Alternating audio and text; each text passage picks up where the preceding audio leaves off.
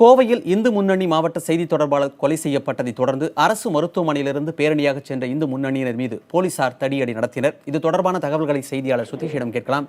சுதீஷ், அங்கு தற்போதைய நிலவரம் என்ன? மணிமாறன், இப்போ கோவையில் உள்ள இந்து மண்ணினுடைய செய்தி மக்கள் தொடர்பாளர் சசிகுமார் இவர் நேற்றைய தினம் 4 பேர் கொண்ட ஒரு கும்பலால் வெட்டி படுகொலை செய்யப்பட்டார். இதனைத் தொடர்ந்து கோவை அரசு மருத்துவமனையில் இவரது உடல் பிரேத பரிசோதனைக்காக நேற்று இரவே கொண்டு வரப்பட்டது. இதனைத் தொடர்ந்து கோவை அரசு மருத்துவமனையில் பல்வேறு இந்து அமைப்புகள் அங்கு குவிந்த வண்ணம் இருக்கிறார்கள். தொடர்ச்சியாக இதற்கிடையே அவரது உடல் தற்போது பிரேத பரிசோதனை செய்யப்பட்டு அவருடைய உறவினர்கள் இடத்தில் ஒப்படைக்கப்பட்டிருக்கிறது. ஒப்படைக்கப்பட்ட உடல் இந்து அமைப்புகளை சார்ந்தவர்கள் மற்றும் அவருடைய உறவினர்கள் எடுத்துச் சென்று தற்போது ஊர்வலமாக சென்று கொண்டிருக்கிறார்கள். இதற்கிடையே இந்து அமைப்பை சேர்ந்தவர்கள் கோவை டவுன்ஹால் பகுதியில் முற்றுகையிட்டு மறியல் போராட்டத்தில் ஈடுபட்டார்கள். அந்த கொலை சம்பவத்தில் ஈடுபட்டவர்களை உடனடியாக கைது செய்ய வேண்டும் என்ற ஒரு கோரிக்கையை வைத்து அவர்கள் இந்த போராட்டத்தில் ஈடுபட்டார்கள். இதனை அடுத்து போலீசார் அங்கு ஏற்கனவே குவிக்கப்பட்டிருந்தார்கள். குவிக்கப்பட்ட போலீசார் அவர்களிடையே பேச்சுவார்த்தை நடத்தி தற்போது அவர்களை கலைத்திருக்கிறார்கள். மணிமாறன். சுதீஷ், அங்கு எந்த மாதிரியான நடவடிக்கையை காவல்துறை மேற்கொண்டிருக்காங்க?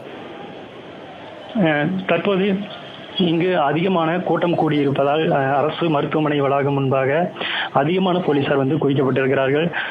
அந்த வளாகம் மற்றும் டவுன்ஹால் பகுதியில் மட்டும் சுமார் 500க்கும் மேற்பட்ட போலீசார் தற்போது இங்கு குவிக்கப்பட்டு கோவை மாநகர காவல்துறை ஆணையாளர் அமல்ராஜ் தலைமையில் தொடர்ந்து அந்த பகுதி கண்காணிக்கப்பட்டு வருகிறது.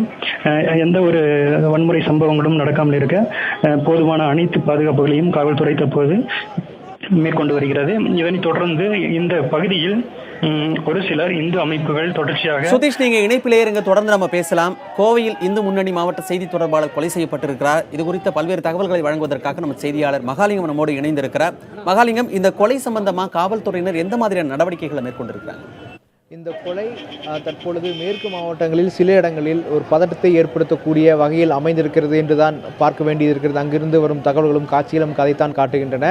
குறிப்பாக இந்த சசிகுமாரனுடைய மரணத்துக்கு பின்னணியில் யார் இருக்கிறார்கள் என்ற ஒரு கேள்வி தற்பொழுது இந்த போராட்ட களத்தில் ஈடுபடுபவர்கள் முன்வைக்கு வரும் ஒரு கேள்வியாக இருக்கிறது.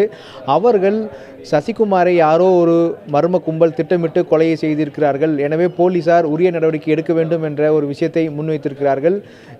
சசிகுமார் பற்றிய தகவல் எல்லாம் போலீசார் தற்பொழுது விசாரித்திருக்கிறார்கள். சசிகுமார் மிக அதிக அளவு மேடைகளில் பேசாத ஒரு நபராக இருந்திருக்கிறார்.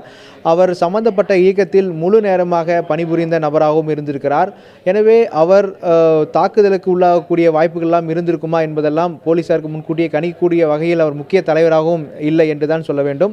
எனவே இந்த விவகாரத்தில் போலீசார் அவருடைய பின்னணி, அவருடைய எதிரிகள் யாரெல்லாம் இருக்கக்கூடும் என்ற பட்டியலெல்லாம் அவர்கள் எல்லாம் தயார் செய்து அது சம்பந்தமான விசாரணை ஒரு பக்கம் நடத்தி கொண்டிருக்கிறார்கள். தற்பொழுது சசிகுமாரனுடைய உடல் பிரேத பரிசோதனை நடந்து முடிந்திருக்கிறது. அது சம்பந்தமாக தற்பொழுது இந்து அமைப்பை சார்ந்த பலர் தொடர்ந்து சாலை மறியல் உள்ளிட்ட விஷயங்கள் எல்லாம் செய்து வருவதை பார்க்க முடிகிறது. இது குறித்து காவல்துறை உயரதிகாரியிடம் தொடர்பு கொண்டு கேட்ட பொழுது ஒரு சில இடங்களில் ஆக்ரோஷமாக சிலர் கூடுவது, கூச்சலிடுவது உள்ளிட்ட அம்சங்கள் எல்லாம் நடந்திருக்கிறது. இதுவரைக்கும் 19 பேருந்துகள் மீது கல்வீச்சு சம்பவம் நடந்திருப்பதாக காவல்துறையில் வழக்குகள் பதிவாகியிருப்பதாக சொல்லப்பட்டிருக்கிறது. இருந்த போதிலும் நிலைமை கட்டுக்குள் இருப்பதாகவும் தொடர்ந்து நூற்றுக்கணக்கான போலீசார் பல்வேறு பகுதிகளில், குறிப்பாக எந்த சென்னை கோவை அரசு மருத்துவமனை உள்ளிட்ட பகுதிகளில் தேவைப்படும் இடங்களிலும் பாதுகாப்பு பலப்படுத்தப்பட்டிருக்கிறது. மேலும் எந்தெந்த பகுதிகள் பேரணியாக போகிறார்களோ அந்த பகுதியிலும் பாதுகாப்பு பலப்படுத்தப்பட்டிருக்கிறது.